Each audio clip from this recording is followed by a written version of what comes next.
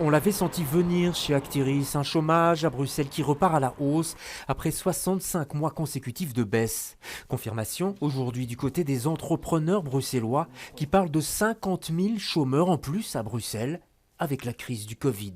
C'est un chiffre qui est plutôt positif, dans le sens de c'est plutôt la fourchette basse qu'on a pris par précaution, puisqu'on n'a pas voulu calculer ni l'impact aujourd'hui d'une possible contamination, c'est-à-dire de faire en sorte que une entreprise fait faillite entraîne une autre entreprise. On a pris un modèle classique, juste plutôt macro sur cet angle-là.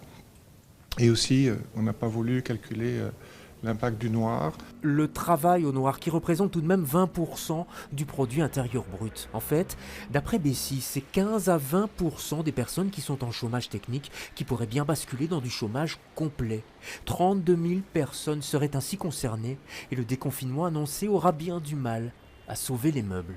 Et on sent aujourd'hui qu'il y a une difficulté à redémarrer. Le redémarrage semble bien se faire au départ, mais on se dit que ça risque d'être...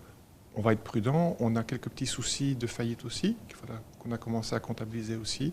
Et donc, on va arriver sur un mois de mai-juin compliqué, puis probablement la période de vacances, que tout le monde anticipe un peu de manière très prudente en se disant il y a les vacances. Peut-être qu'il n'y aura pas des vacances comme celles qu'on a toujours connues, peut-être que l'activité ne sera pas aussi à l'arrêt, et peut-être qu'on aura des bonnes nouvelles en septembre, mais ça, c'est aujourd'hui les estimations qu'on peut donner.